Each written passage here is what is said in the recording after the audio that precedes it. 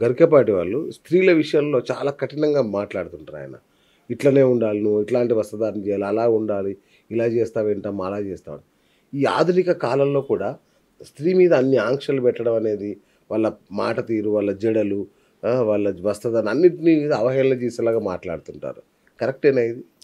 ఒకటి ఇక్కడ అవహేళన అనడం కన్నా పాశ్చాత్య దేశాల నుంచి మనం ఏవైతే తెచ్చుకుంటున్నామో ఓకేనా, వాటిని మన శాస్త్రాల్లో కొన్ని చోట్ల ఖండించారు. అంటే ఫర్ ఎగ్జాంపుల్ జుట్టు విరబూసుకొని వెళ్ళడం. మన దాంట్లో జుట్టు ఎప్పుడు విరబూసుకుని ఉంటారంటే ముగ్గురు చచ్చిపోయినప్పుడు విరబూసుకుని ఉంటారు. ముఖంలో బొట్టు లేకపోవడం, ఎప్పుడు అంటే ముగ్గురు చచ్చిపోయినప్పుడు బొట్టు పెట్టుకోకపోవడం. ఓకేనా, అలంకారాలు ఏమీ లేకపోవడం, చిరిగిన బట్టలు, దరిద్రం ఉన్నప్పుడు మాత్రమే చిరిగిన బట్టలు వేసుకోవడం. ఇలాంటివన్నీ కూడా మన శాస్త్రాల్లో చెప్పుకుంటూ వచ్చారు. అంటే చిరిగిన బట్టలు వేసుకుంటే నీకు కలి ప్రవేశిస్తాడు అని చెప్పి శాస్త్రం చెప్తుంది. ఈరోజు చిరిగిన బట్టలే ఫ్యాషన్ అయిపోయింది. అలాగే ఇలాంటి అనేక విషయాల్లో అంటే ఈరోజు మనం ఫ్యాషన్ అని చెప్పేసి ఏదైతే మనం వెంట పెడుతున్నామో అది ధర్మానికి విరుద్ధంగా ఉంటే అది తప్పే. ధర్మానికి విరుద్ధంగా లేకుండా మీరు ఏ పని చేసినా సరే అది సరైనదే. వారిని విమర్శించడమే నా పని కాదు. అంటే చాగంటి వారు సర్వపూజ్యులు, ఆయన విమర్శించడం మన ఉద్దేశం కాదు. కానీ ఆయన చెప్పే వాటిలో లోటుపాట్లనే చెప్పడం నా ఆలోచన. పొద్దున్న 4 గంటలు లేవకపోతే దరిద్రం చుట్టుకుంటుంది అంటాడు ఆయన. ఇప్పుడు అన్ని నైట్ షిఫ్ట్లు నడుస్తున్నాయి మన అమెరికా టైమింగ్ ప్రకారం. వాళ్ళే రిచెస్ట్ మన దగ్గర. ఇట్లాంటి మార్పులు చేర్పులు ఏం చేయరా? మార్పులు చేర్పులు అంటే పొద్దున్నే ఎందుకు లేవాలి అనే దాన్ని మనం ఒక ఇది చూద్దాం. మనం సూర్యుడిని సూర్య భగవానుడు అని పిలుస్తాం. అవును, ఓకేనా. సూర్యుడు వచ్చే టైంలో మనం పడుకుని ఉన్నప్పుడు, అంటే మన ఇంటికి ఎవరైనా చుట్టాలు వస్తున్నప్పుడు మనం ఏం చేస్తాం, పొద్దున్నే లేచి స్నానం చేసి రెడీగా ఉంటాం చుట్టాలు వస్తున్నారు అని చెప్పేసి. అలాగే సూర్య భగవానుడే వస్తున్నప్పుడు రోజు పొద్దున ఆయన వచ్చే సమయానికి మనం స్నానం చేయకుండా నిద్రపోతూ ఉంటే ఆయనకి అవమానం చేసినట్టు. వాస్తవికంగా ప్రతి ఒక్కళ్ళు కూడా సంధ్యాకాలంలో లేచి సూర్యుడికి అర్ఘ్యం వదలాలి అని చెప్తుంది శాస్త్రం.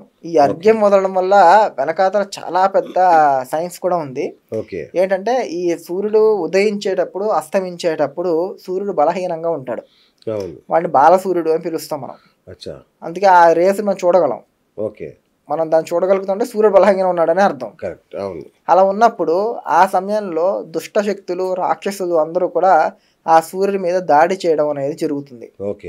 అలా సమయంలో మనం ఎప్పుడైతే సూర్యుడికి అర్ఘ్యం వదులుతామో ఆ అర్ఘ్యం వల్ల సూర్యుడికి శక్తి కలుగుతుంది. దేవతలకి ఎప్పుడు శక్తి వస్తుంది అంటే తర్పణాల వల్ల, హోమాల వల్ల మాత్రమే వాళ్ళకి శక్తి వస్తుంది. వాళ్ళకి ఆహారమే అది.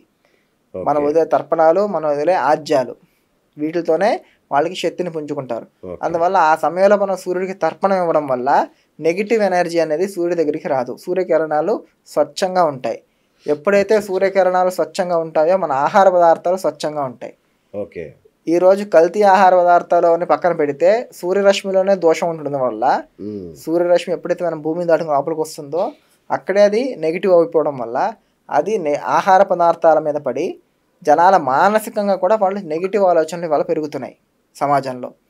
ఇవాళ సమాజంలో నెగిటివ్ ఆలోచనలు పెరగడానికి కారణం ఇది కూడా ఒకటి. సూర్యరశ్మి నెగిటివ్ అవ్వడం వల్ల ఆహార పదార్థాలు నెగిటివ్ అవుతున్నాయి. అలాంటి ఆహార పదార్థాలు తినడం వల్ల మనకి కూడా నెగిటివ్ ఆలోచనలు వస్తున్నాయి అని చెప్పడం జరుగుతుంది అనమాట. అందువల్ల పొద్దున లేవడం అనేది చాలా ఉత్తమమైన ఒక పద్ధతి. మీరు చెప్పినట్టు నైట్ షిఫ్ట్లు ఉన్నాయి అంటే వాళ్ళకి వేరే విధంగా పరిహారం చేసుకునే అవకాశాలు ఉంటాయి. వాళ్ళ వృత్తిపరంగా, వృత్తి ధర్మం అని చెప్పేసి మనకి ధర్మాలు అనేక రకంగా ఉంటాయి. ఎన్ని రకాలు ఉన్నాయంటే వృత్తి ధర్మం ఉంటుంది, క్షేత్ర ధర్మం ఉంటుంది, కాలధర్మం ఉంటుంది, యోగ ధర్మం ఉంటుంది. ధర్మాలు అనేక రకాలు ఉన్నాయి. వీటిలో ధర్మ సూక్ష్మాలు ఉంటాయి. అలా వృత్తి ధర్మం అయినప్పుడు మీ వృత్తికి మీరు న్యాయం చేయాలి అంటే అప్పుడు దానికి మాత్రమే న్యాయం చేయాలి. అలాంటప్పుడు ఏం చేయాలి, దానికి కూడా మన శాస్త్రాల్లో చాలా చోట్ల చెప్పుకుంటూ వచ్చారు. ఒక ఋషి పడుకుని ఉంటాడు, సాయంత్రం ఒక 6ంటికి ఆ సమయానికి పడుకుని ఉంటాడు. కలిపురుషుడు వచ్చి వాడిని లేపుతాడు. వాడిని లేపి సాయంత్రం అయింది, సంధ్యానం చేసుకురాపో అని చెప్పి పంపిస్తాడు. వాడు షాక్ అవుతాడు. షాక్ అయ్యి వెంటనే వెళ్ళి సంధ్యానం చేసుకుని వచ్చి అదేంటి నువ్వు అని అడుగుతాడు. అడిగితే నేను కలిపురుషుడిని. నువ్వు కలిపురుషుడివా? మరి కలిపురుషుడు అయినప్పుడు నన్ను ఎందుకు లేపావు? కలిపురుషుడి పని ఏంటి?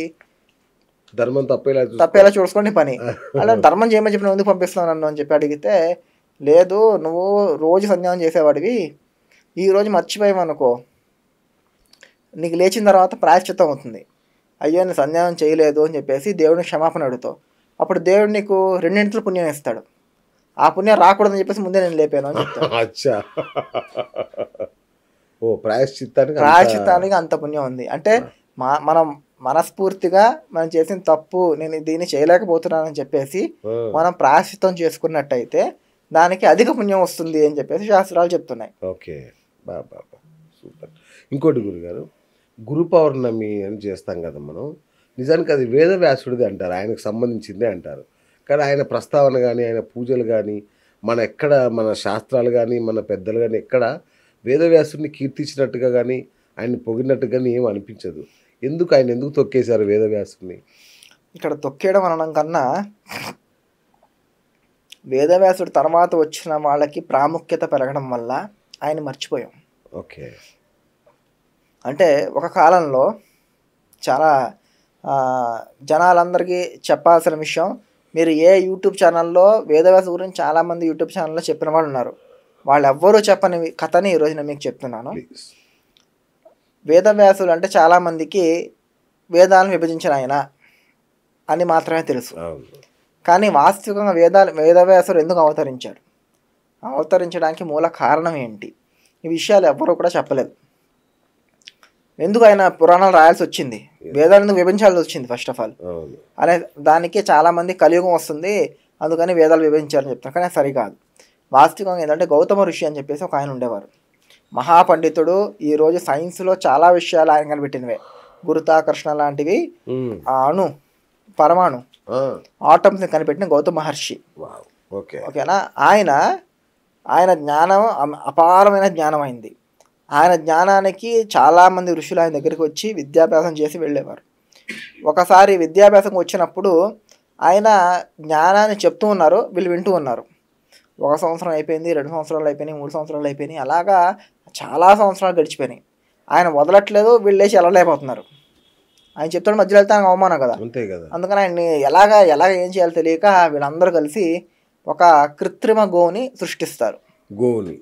ఆర్టిఫిషియల్ కౌ అప్పట్లోనే ఒక కృత్రిమ గోవుని సృష్టించి దాన్ని ఈయన దగ్గరికి వెళ్ళేలా చేస్తారు. ఈయన దగ్గరికి రాగానే ఈయన ముట్టుకుంటాడు, అది బూడిదైపోతుంది. ఆ కృత్రిమ బూడిదైపోగానే అందరూ ఈయన గోహత్య పాపం వచ్చింది, మనం వెళ్ళిపోదాం అని చెప్పేసి అందరూ వదిలేసి వెళ్ళిపోతారు. ఈయనకి ఏం జరిగిందో అర్థం కాదు, ముట్టుకోవడం చచ్చిపోవడం ఏంటి, ఆశ్చర్యంగా ఉంది అని చెప్పి దివ్య దృష్టితో చూస్తాడు. చూసినప్పుడు వీళ్ళు చేసిన పని తెలుస్తుంది. అప్పుడు ఆయన ఒక శాపం ఇస్తాడు, ఈ ప్రపంచంలో సజ్ఞానం అనేది ఏదైతే ఉందో అది మొత్తం నాశనం అయిపోవాలి అని చెప్పేసి శాపం ఇస్తారు. ఆయన శాపం ఇవ్వడం వల్ల ప్రపంచంలో జ్ఞానం అనేది ఏదైతే ఉందో అది అంటే ఆధ్యాత్మిక ధ్యానం అనేది ఏదైతే ఉందో ఆ జ్ఞానం మొత్తం నశించిపోతుంది. దానివల్ల ప్రపంచం మొత్తం అంధకారంలోకి వెళ్ళిపోతుంది ఒక రకంగా. అప్పుడు మళ్ళీ బ్రహ్మాది దేవతలు ఎవరైతే ఉన్నారో బ్రహ్మ రుద్రాది దేవతలు అందరూ కూడా వెళ్ళి విష్ణుని ప్రార్థించి మీరేదైనా చెయ్యాలి అని చెప్తే సరే నేను అవతరిస్తాను అని చెప్పేసి వేదవ్యాసులుగా ఆయన అవతరిస్తారు.